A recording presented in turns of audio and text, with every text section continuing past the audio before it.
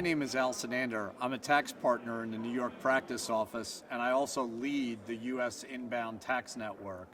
Prior to joining KPMG, I was the global head of tax strategy for Thomson Reuters and was also a board member for the Organization for International Investment.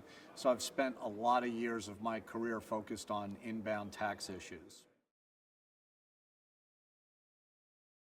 I think some of the important issues for non-U.S. companies looking to invest in the U.S. are getting that capital structure right at the starting point of whatever transaction that they're looking at.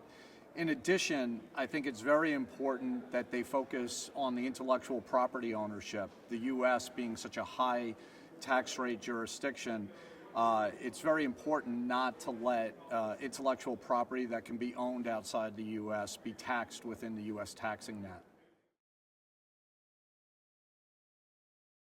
The challenges that are presented from the capital structure that a non-U.S. company employs in the U.S. will be defending it on audit. And as far as the intellectual property, that's not something that you can just do once and walk away. It requires constant monitoring and making sure that you grow with the structure as the business changes and evolves, that the company addresses how those changes are occurring and make sure that this tax strategy still makes sense.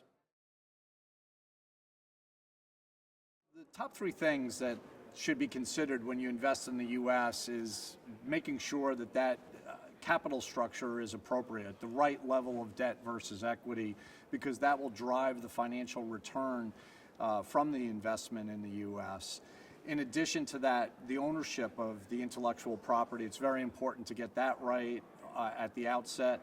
And we know that the IRS has come out and said that inbound investment is going to be a particular area of focus for the IRS, and as a result, it's very important that companies adequately document and make sure that they maintain that documentation so they can support it on audit.